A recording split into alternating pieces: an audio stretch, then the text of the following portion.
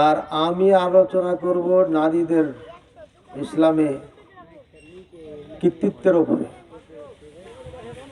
নারীদের মাধ্যমে ইসলামে কি ঘটেছে, নারীদের ভূমিকা। আর এই জন্যই আলোচনা করব যে মহিলা মাদ্রাসা উপলক্ষে এটা আয়োজন করা হয়েছে। সর্বপ্রথম দোয়া করে দিচ্ছি আল্লাহ তাআলা আল মারকাজুল ইসলামী ওয়া সালাফি মহিলা মাদ্রাসাকে যেন কবুল করে নেন, আল্লাহুম্মা আমিন। আমরা সিয়াম পালন করছি, সুবে সাদেক থেকে নিয়ে এ পর্যন্ত ক্ষুধার্ত পিপাসিত রয়েছি। জুমার খুতবার পরে প্রশ্ন পর্ব ছিল, এক পর্যায়ে দেখলাম আমার ঠোঁটগুলো শুকিয়ে যাচ্ছে, অনেক দীর্ঘক্ষণ প্রশ্ন পর্ব হয়েছে। এরপরে আপনাদের এখানে আলোচনা করব। আমার মনে হয় আম বাগানের ছায়ার কারণে দেখছি যে আবার স্বাভাবিক, মাশাআল্লাহ, আলহামদুলিল্লাহ। তো এটা আল্লাহর রহমত, এছাড়া আর কিছু না।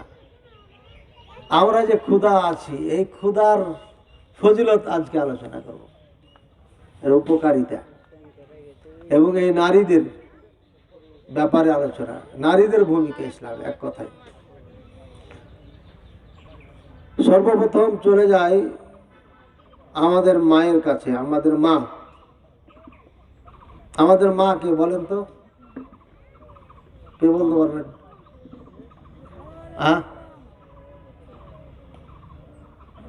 বলেন, আমাদের মা নিয়ে আলোচনা করবো আজকে।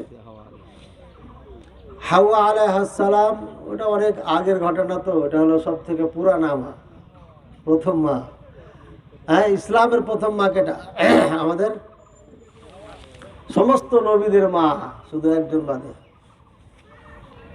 আসিয়া নাকি সরি সারা রাদিয়াল্লাহু তাআলা আনহা। এটা সারা রাদিয়াল্লাহু তাআলা আনহা। এটা পরে দিই, আগে ইসমাইল আলাইহিস সালামের আলোচনা করি, কারণ উনি বড় আর ইসহাক আলাইহিস সালাম হচ্ছেন ছোট, তাই না? ইসমাইল আলাইহিস সালামের মায়ের নাম কি বলেন তো? ইসমাইল আলাইহিস সালামের মায়ের নাম কি ছিল? হাজেরা। এগুলো সব জানতে হবে। প্রত্যেকটি নর নারীর জন্য ইতিহাস এখান থেকে শিক্ষা নিতে হবে এবং জানতে হবে, প্রত্যেকেই জানতে হবে। এগুলো দরকার আছে। আজকে আমাদের স্কুল কলেজের সিলেবাসে ইসলামের মনীষীগণ যারা যারা আমাদের কর্ণধার ছিলেন, যাদের মাধ্যমে আজকে আমরা মুসলমান, যাদের মাধ্যমে আজকে আমরা ভালো মন্দ, হালাল হারাম, পাক পবিত্রতা, পরিষ্কার পরিচ্ছন্নতা, পারস্পরিক ভালোবাসা, মহাব্বত, সহানুভূতি, ভ্রাতৃত্ব বন্ধন আবদ্ধ ইত্যাদি যত ধরনের আমরা নৈতিকতা, কৃষ্টি কালচার শিখেছি, যাদের মাধ্যমে, তাদের নাম পর্যন্ত আমাদের বইয়ে নেই, তাদের নাম পর্যন্ত আমাদের সিলেবাসে নেই। এজন্য আপনাদের সন্তানদেরকে শিক্ষা দেওয়ার দায়িত্ব আপনারই, কাজেই এগুলো জানতে হবে। আমাদের মুসলিম জাতির পিতা ইব্রাহিম আলাইহিস সালাম, ঠিক আছে? মানব জাতির পিতা আদম আলাইহিস সালাম। আর মুসলিম জাতির পিতা কেনা? ইব্রাহিম আলাইহিস সালাম। উনি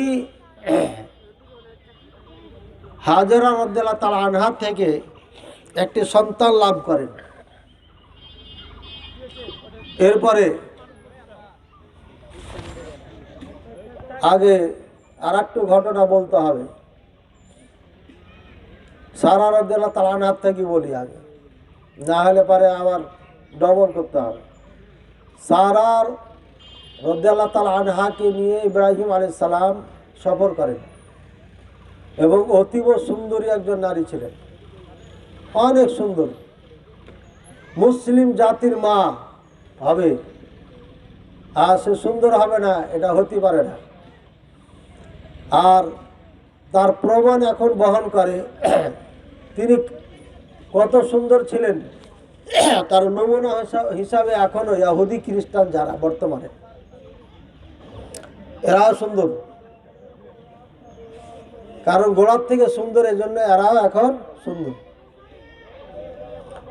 সারা রাদিয়াল্লাহু তাআলা আনহাকে নিয়ে কোনো এক জালেম বাদশার এরিয়া দিয়ে যখন যাচ্ছিলেন, বাদশার কুনজর পড়ে এবং বাদশাহ অর্ডার করে যে এই প্রতীককে নিয়ে আসা হোক রাজদরবারে। উপায় নাই, ইব্রাহিম আলাইহিস সালাম বাধ্য হয়ে স্ত্রীকে নিয়ে গেলেন। ইব্রাহিম আলাইহিস সালামকে রেখে দিয়ে সারা রাদিয়াল্লাহু তাআলা আনহাকে একটি নির্জন ঘরে নিয়ে যান। নিয়ে যাওয়ার পরে তাকে কুপ্রস্তাব দেন এবং সে হস্তদ্বয় আদা আপনার বাড়িয়ে দেন এই বাদশাহ। তখন তার হাত দুটা কি হয়ে যায়, পাথর হয়ে যায়, একদম পাথর হয়ে যায়, নড়াচড়ার হয় না। এভাবে একবার, দুইবার, তিনবার পর্যন্ত এ কাজ করে। আর বারবার সারা রাদিয়াল্লাহু তাআলা আনহাকে বলার পরে দোয়া করেন, দোয়া করার পরে আবার স্বাভাবিক হয়। আবার লোভ সামলাইতে না পেরে আবার কুদৃষ্টি দেয়। এভাবে যখন আপনার বারবার করতে থাকে, তখন ইব্রাহিম আলাইহিস সালামের স্ত্রী আমাদের মা আল্লাহর কাছে দোয়া করছেন। ইব্রাহিম সাল্লাম দোয়া করছেন, আল্লাহ তুমি আমার সতীত্বকে হেফাজত করো। ইব্রাহিম আলাইহিস সালাম দোয়া করছেন, আল্লাহ এই পৃথিবীতে আমি আর সারা ছাড়া মুসলমান নাই, একমাত্র পবিত্র নারী যার ঘরে তুমি অগণিত নবী প্রেরণ করবে, সেই নারীকে তুমি হেফাজত করো। এইভাবে দোয়া দুইজনই করতেছেন আল্লাহর কাছে। সারা রাদিয়াল্লাহু তাআলা আনহা আল্লাহর নিকটে একদম মন দিয়ে একদম আল্লাহর ধ্যানে আছেন আর দোয়া করতেছেন, আল্লাহ এই জালেম বাদশা থেকে তুমি আমাকে হেফাজত করো। এক পর্যায়ে তাকে আল্লাহ তাআলা হেফাজত করেন, তার ধারে পাশে যেতে পারে না বাদশা। এরপরে সে চিন্তা করলো এটা সাধারণ কোনো নারী নয়, সুতরাং একে ধোঁকা দেওয়া সম্ভব নয়। সে ভুল স্বীকার করে ক্ষমা চায়, ইব্রাহিম আলাইহিস সালামের কাছে ক্ষমা চায় এবং হাজেরা রাদিয়াল্লাহু তাআলা আনহাকে গিফট স্বরূপ প্রদান করে। রাজদরবারের সব থেকে সুন্দরী একজন রমণী। আগে এরকম গিফটের নিয়ম ছিল, নারীদেরকে বিক্রি করা যেত, দাস দাসীর নিয়ম ছিল। বাজার থেকে বিক্রি হতো, ক্রয় করে নিয়ে আসতেন। ইউসুফ আলাইহিস সালামকে বিক্রি করা হয়েছিল মিশরে, আপনারা জানেন। এই প্রথা আগে ছিল। এখন যুদ্ধ নাই, মুসলমান যে সমস্ত নারীদেরকে, কাফের নারীদেরকে পাবে তারা দাসী হিসাবে থাকবে কিয়ামত পর্যন্ত। স্ত্রীর মতো তাকে ব্যবহার করার অনুমতি আছে। জিহাদ ছেড়ে দেওয়ার কারণে আল্লাহ তাআলা লাঞ্ছিত জীবন দান করেছে মুসলমানকে। মুসলমানের নারীরা ইউরোপ আমেরিকা যায় চাকরানি করতে, যায় কি যায় না? সব অনেক জায়গাতে যায়। তো সুতরাং 6টাতে এসে না 25, আচ্ছা। এই বাচ্চাগুলোকে সাইডে দেন, আপনারা সামনে বসেন। বাচ্চাগুলো সাইডে যাও, তোমরা সাইডে যাও। তো আলোচনায় তো শুরু হয়নি, থামেন। লেখে লেখে দিবেন, ডিস্টার্ব করছেন কেন? খাতা কলম খরচ করবেন না আপনারা মাদ্রাসার আলোচনায়। টাকা চিন্তা করলে টাকা পাবেন না, আর যদি আল্লাহর কাজ করেন আল্লাহ এমনি টাকা দিবে। আমি 3টা মাদ্রাসা চালাই আলহামদুলিল্লাহ। আমার পকেটে টাকা দিয়ে তো চালাই না, মাঝে মাঝে ঠেকে গেলে জমি টমি বিক্রি করেছি, কিন্তু আল্লাহ চালিয়ে নিচ্ছেন। হ্যাঁ, রমজান মাসে এই যে ওয়াজ করে বেড়াচ্ছি, এদিক ওদিক দৌড়িয়ে বেড়াচ্ছি, কাউরি বাড়িতে কখনো যাই না, চেক নিয়ে ঘুরি না, কাউকে বলি না ভাই টাকা দিন। ঠিক আছে, আল্লাহই ব্যবস্থা করে দিচ্ছেন। সুতরাং আপনাদের ব্যবস্থা আল্লাহ করবেন, আল্লাহর জন্য কাজ করেন, আল্লাহ করবেন। আর এই কয়টা মানুষের টাকা চাইবেন, টাকা দিবে বলেন? এখন তো গাছে আম নাই, আম টাম থাকলে হয়তো দিবে। এখন চিন্তা করছে টাকার কথা কইলে তো মন খারাপ করবে। এই জন্য তো আগে আসে নাই যে বেশি করে আওয়াজও শুনবো না, টাকাও দিব না, একদম ইফতার আগে যাব, তাই না? কাজে টাকা না, আগে মানুষ তৈরি করেন, মানুষ আবু বকর তৈরি করেন। আবু বকর ওমর তৈরি হয়ে গেলে টাকা দিয়ে যাবে, তারা চাইতে হবে না। আর যদি আবু জাহাল উতবা সাইবা থেকে যায়, টাকা চাইও পাবেন না। বরঞ্চ আরও উটের ভুঁড়ি চাপাই দিবে, নাড়ি ভুঁড়ি চাপাই দিবে। এই জন্য আগে মুসলিম তৈরি করতে হবে, তৈরি হলে তখন টাকা এমনি দিবে, চাইতেই হবে না। এখানে পাক শাক হচ্ছে, এনারা তো জানেন না, এমনি টাকা দিবে, জানেন তো। যা হোক, টাকার ভয়ে কেউ পালায়েন না। আর হাজেরাকে যখন গিফট করলেন ইব্রাহিম আলাইহিস সালাম, হাজেরা একজন পবিত্র নারী, সৎ নারী, দিনদার, পরেশগার, যদিও মুসলিম ছিলেন না, উনি কি ছিলেন আল্লাহ ভালো জানেন, এটা নিয়ে গবেষণা প্রয়োজন করিনি, মনে করা হয়নি, ছিল না, এটা স্বাভাবিক। কারণ কাফের বাদশার আপনার অধীনে ছিল। গিফট যখন পেল তখন থেকে সে মুসলিম, মুসলিমা। এরপরে আল্লাহর হুকুম, সারা রাদিয়াল্লাহু তাআলা আনহা চাচ্ছিলেন যে হাজেরার থেকে সন্তান হোক, কারণ আমাদের ঘরে কোনো সন্তান নেই, 80 বছর পার হয়ে গেছে, বুড়ো হয়ে গেছে, সন্তান আর হবে না, এমনই অবস্থা। এরপরে আল্লাহ তাআলা হাজেরার মাধ্যমে ইসমাইল আলাইহিস সালামকে আল্লাহ দিলেন। আল্লাহু আকবার। ইব্রাহিম সালাম যখন একদম নয়রাস যে না সন্তান হবে না, ফেরেশতা এসে বলছে সন্তান হবে, তখন উনি আশ্চর্য হচ্ছেন, বলছে আমি তো বুড়া, আমার স্ত্রী তো বাচ্চা দেওয়ার ক্ষমতা রাখে না। তো আল্লাহ পাক রব্বুল আলামিন সন্তান দান করলেন। যা হোক, সন্তান হওয়ার পরে সারা রাদিয়াল্লাহু তাআলা আনহা একটু যেন অস্বস্তিকর অনুভব করছেন, ভালো লাগছে না। সারা জীবন ঘর সংসার করলাম, সন্তান হলো না আমার ঘরে, হঠাৎ করে একজনকে নিয়ে আসলাম আর তারই ঘরে সন্তান হলো, এই ঘরের বাড়ির মালিক হবে সে, নারী তো একজন এমন হবে। আমাদের মা, তার মনের মধ্যে এমন ঘটেছে, কাজে আপনি ডবল বিয়ে করলে আপনার স্ত্রীর কিছু ঘটবে না, এটা তো হতে পারে না, ঘটবে। এই ঘটার মধ্যেই আপনাকে 4টা বিয়ে করতে হবে, বুঝেছেন তো। মা বোনেরা রাগ করুক আর না করুক সেটা আমাদের দেখার বিষয় নাই।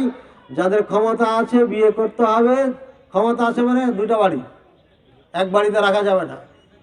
এমনিতে বর্তমানে শেষ জমানা, আবার হচ্ছে বাঙালি আমরা, কাজে এক বাড়িতে রাখা যাবে না, ওখানে একটা বাড়ি করবেন আর হাফ কিলোমিটার দূরে আর একটা করবেন, তাড়াতাড়ি যেন যাইতে না পারে, যাইলে যেন কেউ ফোন দিয়ে বলতে পারে গেল রে, দরজা বন্ধ কর, বুঝছেন না, তো ঘরে ঢুকে পিটাপিটি শুরু করে দিল। তো যা হোক, নারী যেহেতু তারা এটা সইতে পারবে না, কখনো পারে না, পারবো না। উম্মাহাতুল মুমিনিন আমাদের মা রাসূলুল্লাহ সাল্লাল্লাহু আলাইহি ওয়াসাল্লাম স্ত্রীগণ, তাদের মাঝে এমন ছিল, 2টা গ্রুপ ছিল তাদের। মা আয়েশা রাদিয়াল্লাহু তাআলা আনহার এক গ্রুপ, উম্মে সালমা রাদিয়াল্লাহু তাআলা আনহার এক গ্রুপ, 2টা গ্রুপ ছিল, বুঝছেন। এরা মিটিং করত, তবে মিটিংটা আমাদের মতো না, কে কেমন করে রাসূলুল্লাহ সাল্লাল্লাহু আলাইহি ওয়াসাল্লামকে নিজের আয়ত্তে আনতে পারে, বেশি মন ভুলাইতে পারে, এটা তাদের প্রতিযোগিতা ছিল। আর আমাদের নারীদের প্রতিযোগিতা, তুই বিয়ে করলি কেন, তোকে ধ্বংস করবো করে ছাড়বো, ঠিক আছে, এই হলো অবস্থা। যা হোক, সারা রাদিয়াল্লাহু তাআলা আনহার অবস্থা এদিকে যখন জটিল মোটামুটি, তখন ইব্রাহিম সাল্লাম চলে যাচ্ছেন হাজেরাকে নিয়ে। কোথায় এখন? সিরিয়া। শেখ যে দেশের কথা নাম নিয়েছেন দামেস্ক, এই সিরিয়া, বর্তমানে সিরিয়া, সেখানে উনি থাকতেন। ফিলিস্তিন, এগুলো সব সিরিয়া ছিল। এই ফিলিস্তিন থেকে উনি বাইতুল মুকাদ্দাস থেকে যাইতেন কোথায়? এই সিরিয়ার থেকে, এই শাম দেশ মানে সিরিয়া, ফিলিস্তিন, জর্ডান, এসব এলাকা, এখান থেকে উনি চলে যাচ্ছেন হাজেরাকে নিয়ে। যেতে যেতে যেতে যেতে যেতে 1 মাসের রাস্তা। কোথায় গেলেন? মক্কা চলে গেলেন। যে মক্কা আমি দেখলাম এখন, এটা নয়। ওই সময় মক্কা ছিল না, কাবা ছিল না, ওই সময় পাহাড় ছিল, আর পাহাড়ের নিচে তলদেশ যেটা, এটা বালু ছিল। এই কাবা বালুতে ঢাকা ছিল, কোনো গাছপালা নেই, একদম মরুভূমি, মানুষ নাই, পাখি পশু নাই, গাছপালা নাই, তরুলতা নাই, পানি নাই, কিচ্ছু নাই। চিন্তা করেন এবার, এমন এক জায়গাতে ওনাকে নিয়ে যাওয়া হচ্ছে যেখানে কোনো কিচ্ছু নাই, পৃথিবীর কোনো আসবাব নাই, বাঁচার কোনো উপায় নাই, রাস্তা নেই। বুড়ো মানুষ বহন করে কতটুকু খাবার নিয়ে যাবে? বেশির থেকে বেশি 5 দিন, 10 দিন, 20 দিন, 1 মাস, এরপরে বেশি তো পারবে না। যা হোক, এই ভাই আশপাশে কোনো শব্দ করবেন না। হাজেরা রাদিয়াল্লাহু তাআলা আনহাকে রেখে, ছোট্ট বাচ্চাকে রেখে ইসমাঈল সাল্লাম মাথা নিচু করে হাঁটা ধরেছেন, যে পথে এসেছেন ওপরে হাঁটা ধরছেন। হাজেরা রাদিয়াল্লাহু তাআলা আনহা বললেন, হে আল্লাহ নবী ইব্রাহিম আলাইহিস সালাম, আপনি কি আমাকে আল্লাহর নির্দেশে হুকুমে রেখে যাচ্ছেন, না ব্যক্তিগত মত এটা আপনার, অর্থাৎ বড় স্ত্রীর কারণে রেখে যাচ্ছেন নাকি? বনবাস কাহিনী শুনেছি আমরা বনবাসের, এমন কিছু নাকি? এক কথা এটা বুঝাইতে চেয়েছেন উনি। উনি বললেন ইশারা দিয়ে, এভাবে। কিভাবে ইশারা দিয়েছেন? হাত ওপরে উঠিয়ে ইশারা দিয়ে বলছেন, আল্লাহর আদেশে রেখে গেলাম। তখন হাজেরা রাদিয়াল্লাহু তাআলা আনহা বলছেন, ইদান লা ইউদাইয়িআনাল্লাহু আবাদান, যেহেতু আল্লাহর আদেশ আপনি রেখে গেছেন, তাহলে আল্লাহ আমাদেরকে ধ্বংস করবেন না। তাহলে বোঝা যাচ্ছে এখান থেকে হাজেরা রাদিয়াল্লাহু তাআলা পাওয়ার, ইমানি পাওয়ার কতটুকু ছিল। এবার হাজেরা রাদিয়াল্লাহু তাআলাকে রেখে যাওয়ার পর খাবার নাই, একদম খাবার নাই, শেষ। পানি নাই, মায়ের দুধ খাবে বাচ্চা সেটাও নাই, জিভা চুষাবে জিভাতে পানি নাই। এই যে দেখেন, আর কিছুক্ষণ চললে মনে হয় জিভা শুকিয়ে যাবে। হ্যাঁ, এমন অবস্থা হচ্ছে, জিভাও চলে না, ঠোঁটও চলে না। বাচ্চাকে বাঁচানোর কোনো পথ আর নাই, একদম নৈরাশ্যের মতো অবস্থা। মানে আল্লাহর প্রতি বিশ্বাস থাকার কারণে নিরাশ হচ্ছে না, হয়তো কোনো রাস্তা বের হবে, কিন্তু নিরাশ নাই কোনো উপায়। বাচ্চা নির্ঘাত মারা যাবে, এটা তো আল্লাহর হুকুম হতে পারে। যে বাচ্চা লাভ করেছিলেন হাজেরা রাদিয়াল্লাহু তাআলা আনহা, সে বাচ্চা নাও থাকতে পারে, সে তো আর নবী না, তাকে তো ওহীর মাধ্যমে আল্লাহ জানান নাই। সুতরাং বাচ্চাকে বাঁচানোর জন্য ছটফট করতে লাগলেন, বিচলিত হয়ে গেলেন। দৌড় দিয়া, যারা হজ করেছেন তারা জানেন, মাকামে ইব্রাহিম যেখানে আছে 5 থেকে 6 মিটার সামনে, মানে ফুট সামনেই হলো জমজম কুয়াটা। এই জমজম কুয়ার আশপাশই ছিল ইসমাঈল আলাইহিস সালাম, বেশি দূরে নয়, আশপাশে ছিল। এই ধরে 2, 4, 5 হাত 10 হাত সামনে আগে পিছিয়ে ছিল। অর্থাৎ কাবার এখান থেকে দৌড় দিয়ে সাফাতে উঠলেন। সাফাতে উঠলেন কেন? পাহাড়ে উঠে দেখছেন কোথাও কোনো কাফেলা আসছে কিনা, কোনো কবিলা, কোনো কাফেলা, বিজনেস কাফেলাগুলো অনেক সময় যাতায়াত করে, এখান থেকে যায়, সাগরের পার যেতে থাকে, যেহেতু জিদ্দার সামনে 50-60 কিলোমিটার পরে। সুতরাং এখান থেকে পথ কেউ যায় কিনা, কেউ আসে কিনা, এই জন্য উনি সাফা পাহাড়ে দৌড় দিয়ে গেলেন। কোনো দিকে কিছু দেখা যায় না, সব পাহাড় আর বালু। যারা হজ করতে গেছেন তারা জানেন। আপনি চিন্তা করেন তো, বাড়ি নাই, ঘর নাই, গাছ নাই, গাছের নাই, খাবার নাই, দাবার নাই, একজন একটা নারী দুধের বাচ্চা নিয়ে একা, একদম একা।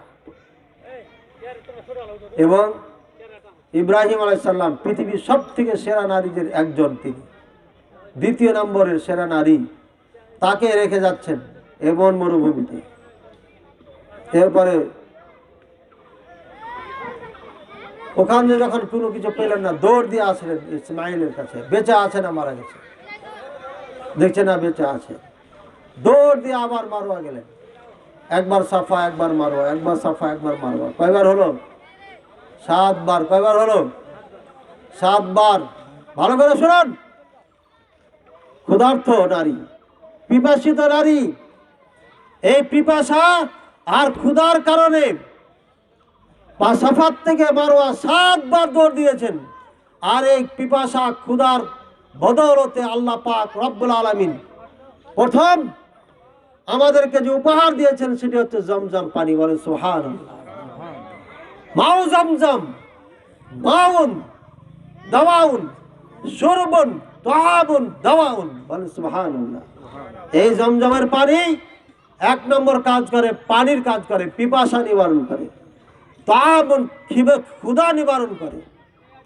দাওয়াউন ঔষধের কাজ করে। বলেন সুবহানাল্লাহ। ভাইরা আমার, এই জমজম পানি মুহাদ্দিসিনদের মধ্যে একজন মুহাদ্দিসের নাম আছে ইতিহাসে, আমার নামটা মনে আসছে না, অসুস্থ বেচারা, কোনো ওষুধ নাই, ভালো হচ্ছে না। তখন কেউ বললেন মাউ জমজম শরবন তাআমুন ওয়া দাওয়াউন, হে উমক, জমজমের পানি হচ্ছে পানির কাজ করে, জমজমের পানি খাবার কাজ করে, জমজমের পানি ওষুধের কাজ করে, তিনটা উপকার আছে। যাও তুমি জমজম পানি খাও কাবাই থেকে থেকে। 1 বছর জমজম পানি খেয়েছেন, এর সাথে কোনো কিছু খাননি, বলে সুবহানাল্লাহ। তরু তাজা সুস্থ মানুষ হয়ে ফিরে আসে। বলছে কি খাইলা তুমি? সারা বছর আমি জমজম খেয়েছি, আর কিচ্ছু খাইনি। আর আপনি জ্বলন্ত প্রমাণ হচ্ছে আমি আপনাদের সামনে বসে আছি। মদিনা বিশ্ববিদ্যালয় 4 বছর লেখাপড়ার জীবনে নাস্তা খুবই কমই করেছি আমি। যে কয়েকদিন ভার্সিটির ক্যান্টিনে খাইতাম সে কয়েকদিন খাইতাম, বাকি যখন নিজের পাক করে খেতাম ওই খাবার সবসময় খাওয়া যেত না। এই নিজে পাক করে বেশি খেয়েছি। এই সময় নাস্তা আমার ছিল মাত্র জমজমের 2 গ্লাস পানি। 4 বছর আমি জমজমের পানি দিয়ে নাস্তা করেছি, ঠিক আছে। জোহর পর্যন্ত এইভাবে কাটাইছি। জোহরের সালাত পড়ার পরে ভাতখানা খেয়েছি, একদম আমি নিজে পরীক্ষিত, আলহামদুলিল্লাহ। আপনি জমজম পানি খেয়ে পেট ভরে পানি খাবেন, আপনি আরামে দিন কাটাবেন, কোনো সমস্যা হবে না। 2-1 দিন হয়তো আপনাকে খারাপ লাগতে পারে, একটু ভাত খেয়ে অভ্যাস, ভাত পেলাম না, খেজুর খেয়ে অভ্যাস, খেজুর পেলাম না, এরপরে দেখবেন একদম সকালে এত জমজম পানিটা। জমজম পানি পেটে যখন যায় কেমন লাগে? দুধ খেলে যেমন পেটে লাগে, ভারী লাগে না? দুধ খেলে পেট ভারী লাগে, মানে আমার পেটটা ভর্তি ভর্তি হয়েছে মনে হয়, শক্তি যোগান দেয়। জমজম পানি সেম কাজটা করে, আরো ভালো লাগে। দুধটা মনে হয় একটু গাঢ় গাঢ়, কেমন জেনে নাড়ির সাথে লেগে গেছে, নাড়ির সাথে লেগেছে। আর জমজম পানি মনে হচ্ছে একদম পুরো পেটটাকে শীতল করে দিচ্ছে, কি যেন এক অনুভূতি। আল্লাহ আকবার, এই তাজা তাজা অনুভূতি। এই কয়েকদিন আগে আসলাম তো, এই জন্য মনে পড়ে গেল। সর্বপ্রথম উপহার দিল এই ক্ষুধার্ত পিপাসিত থাকার কারণে এমন একটা পানি যা আজ পর্যন্ত পানি শেষ হচ্ছে না, বলে সুবহানাল্লাহ। হাজার হাজার টন পানি এখান থেকে উত্তোলন হচ্ছে প্রতিদিন, কিন্তু এটা বন্ধ হচ্ছে না। মাঝখানে একবার বন্ধ হয়েছিল, কাফেররা যখন 360টি মূর্তি রেখে কাবায় মূর্তি মন্দির বানিয়ে ফেলেছিল, তখন বন্ধ করে দিয়েছিল আল্লাহ। আব্দুল মুত্তালিব আল্লাহর কাছে মান্নত মানলেন, আল্লাহ 10টা সন্তান দেন, কাবা এবং কাবার সম্পদ আমি হেফাজতের দায়িত্ব নেব। তখন উনি এই খনন করতে লাগলেন, জমজম কূপ কোথায়, এই খুঁজতে লাগলেন সন্তানদেরকে নিয়ে। মানুষ বলে পাগল হয়েছে নাকি তুমি, কি খুঁজো? বলছে কূপ আছে এখানে, জমজম কূপ কোথায়, যে আমার বাপদাদারা ইসমাইল আলাইহিস সালাম, হাজার আলাইহিস সালামের আবিষ্কার করা। হ্যাঁ, আল্লাহর পক্ষ থেকে এই কূপের পানি বন্ধ হতে পারে না, অবশ্যই কূপে পানি আছে। এই মরুভূমিতে আমাদের পানির জন্য অতিষ্ঠ হয়ে যাচ্ছি, খনন করে মানুষ পাগল বলে থাকে। কিছুক্ষণ যাওয়ার পরই দেখে ভিজা মাটি, এই তো জমজমের কূপ, এখানেই পানি, জমজমের কূপ আছে। এরবারে এই যে পানি বের হলো আজ পর্যন্ত আছে, কিয়ামত পর্যন্ত থাকবে, যদি সৌদি সরকার ইমানের উপরে, আমলের উপরে, ইসলামের উপরে অটুট থাকে। আর যদি না থাকে কি হবে এটা আল্লাহ ভালো জানেন। নাফরমানির কারণে জমজমের কূপের পানি বন্ধ করে দিবেন আল্লাহ, এটা অতীত ইতিহাস সাক্ষী দেয়। এই জন্য এখন হাজিদেরকে মাত্র 5 লিটার জমজম দেওয়া হয়, বেশি দেওয়া হয় না। কেউ কেউ বলছে এটা কমিয়ে দেওয়ার কারণ হচ্ছে জমজমের কূপের পানি কমে আসছে, এই জন্য কমাই দেওয়া হয়েছে। হতে পারে বন্ধ হয়ে যাবে। আল্লাহ মাফ করুন, আল্লাহ আমাদের ক্ষমা করুন। যে দেশকে নিয়ে আমরা ফখর করতাম, গৌরব করতাম, এদেশের পদস্খলন আমাদেরকে চরমভাবে আঘাত করছে। সে দেশে যা দেখি নাই তা দেখে আসলাম।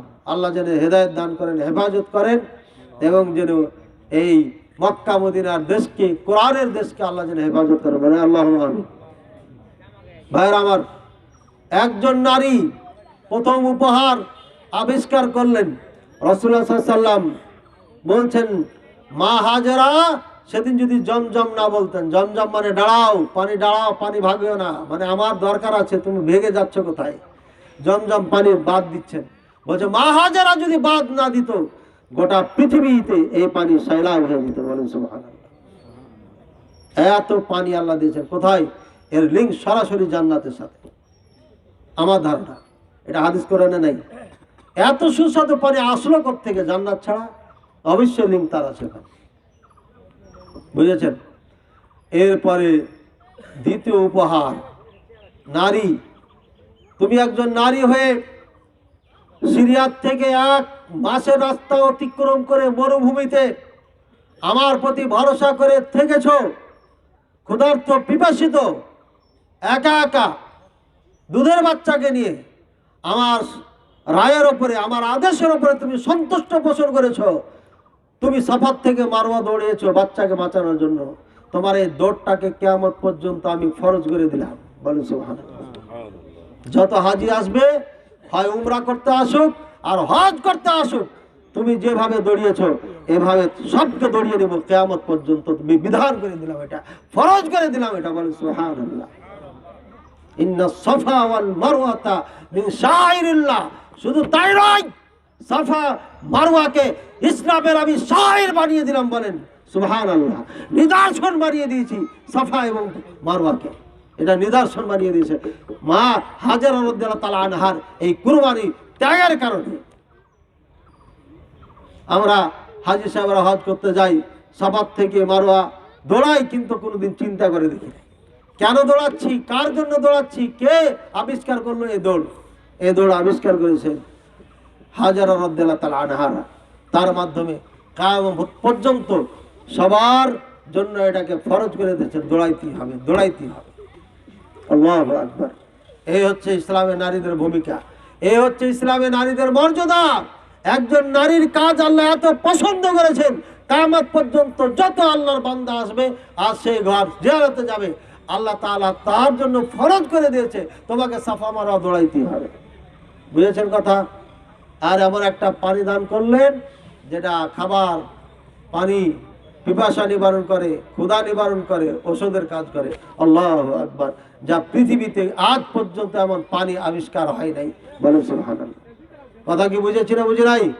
ভাইয়ের আমার, এখানে একটা আয়োজন করা হয়েছে, একটা মাদ্রাসা দেওয়া হয়েছে, টিন শেড রয়েছে, অনেক টাকার দরকার। যে ভাইয়েরা জমি দান করেছেন, শ্রম দিয়েছেন, অর্থ দিয়েছেন, যে যেভাবে অংশগ্রহণ করেছেন, আল্লাহ তাআলা তাদেরকে যেন সাহাবায়ে কেরামদের কাতারভুক্ত করে দেন। বলেন আল্লাহু আমিন। ভাইয়ের আমার, মাদ্রাসার জন্য আমি একটা কথা বলে যাই, যেখানে মাদ্রাসা হবে সেখানে দুটা দল হবে। একটা মুহাম্মদের দল সাল্লাল্লাহু আলাইহি ওয়াসাল্লাম, আর একটা আবু জেহেলের দল। আবু জেহেলের দলের কাজ হলো মাদ্রাসা কিভাবে ক্ষতি করা যায়। বুঝেছেন? এই জন্য খবরদার, আবু জেহেলের পাঠ কেউ নেবেন না। কথার কথা আপনার সহ্য হচ্ছে না, চুপ থাকেন আর আল্লাহর কাছে তওবা করেন। আল্লাহ, তুমি আমাকে কেন কবুল করলে না? তুমি মুহাম্মদকে করলে, আমাকে করলে না কেন? আপনি খাদেম হবেন, খুদ্দাম হবে না, অর্থাৎ ধোঁকাবাজ হবেন না। খাদেম হবে, খুদ্দাম হবেন, খুদ্দা হবেন না। কথা বুঝেছেন তো? আল্লাহ তাআলা আমাদের বুঝার তৌফিক দান করেন। এই মাদ্রাসায় বহু টাকা দরকার আছে, শিক্ষিকাদের বেতন, ছাত্রীদের খাবার। আজকের আয়োজনে বহু আপনার প্রত্যেকের হাতে প্যাকেট দেওয়া হচ্ছে, দেখতে পাচ্ছেন। অবশ্যই এখানে অনেক টাকা ব্যয় করা হয়েছে। কিসের জন্য? এই মাদ্রাসার উন্নয়ন যেন হয়। এই জন্য আপনারা কেউ কিছু না দিয়ে খালি হাতে যাবেন না। রাসূলুল্লাহ সাল্লাল্লাহু আলাইহি ওয়াসাল্লাম 2 হাত দিয়ে এইভাবে দান করতেন। এখনো সৌদি আরবের মানুষ আপনি যান, কিভাবে তারা ইফতার খাওয়ানোর জন্য প্রতিযোগিতা করছে। আল্লাহু আকবার। অনাই বিনাই করছে যে আমার দস্তরখানায় বসেন, ভাগ ভাগ করে নাই ওরা। অনাই বিনাই করছেন, হাত ধরে নিচ্ছে, আমার দস্তরখানায় বসেন খাওয়ানোর জন্য। আর আপনি খাওয়ানোর জন্য পালাচ্ছেন যে আমার বাড়ি মেহমান যেন না দেয়। বুঝেন? সাহাবায়ে কেরামদের সাথে জান্নাতে থাকবেন, রাসূলুল্লাহ সাল্লাল্লাহু আলাইহি ওয়াসাল্লামের সাথে জান্নাতে থাকবেন, আবার রাসূলুল্লাহ সাল্লাল্লাহু আলাইহি ওয়াসাল্লাম সাহাবায়ে কেরামদের বৈশিষ্ট্য নেবেন না, এটা কখনো হতে পারে না। এজন্য মন খুলে, প্রাণ খুলে, যে যতটুকু পারবেন এখানে অংশগ্রহণ করবেন, দান করবেন। আল্লাহ তাআলা সবাইকে কবুল করুন। আর সব থেকে বড় উপহার কি দিয়েছেন জানেন? এই ইসমাইল আলাইহিস সালামের আর হাজেরার পেট থেকে ইসমাইল আলাইহিস সালাম বের হলো। ইসমাইল আলাইহিস সালামের থেকে বের হলো মুহাম্মদ সাল্লাল্লাহু আলাইহি সাল্লাম। বলে সুবহানাল্লাহ।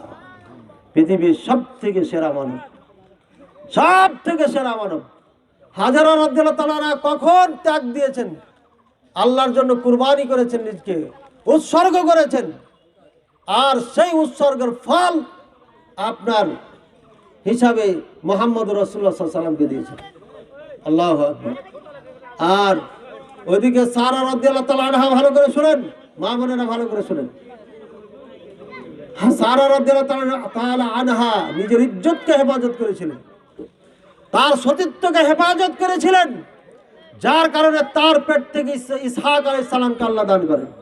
আর সেখান থেকে পৃথিবীতে যত নবী এসেছেন সকল নবী তার থেকে এসেছেন, বলেন সুবহানাল্লাহ। এই হচ্ছে একজন পবিত্র নারীর উপহার।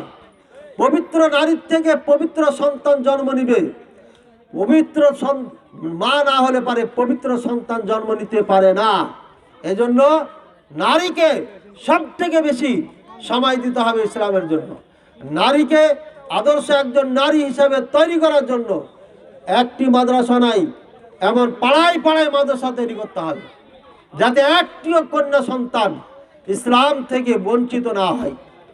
নারী যদি আপনার হেফাজত হয়ে যায়, তাহলে এই নারীর থেকে হবে আপনার ওমর, আবু বকর, ওসমান, আলী, খালিদ বিন ওয়ালিদ, পৃথিবীর সেরা মানব এই পেট থেকে জন্ম নিয়েছে, নিবে।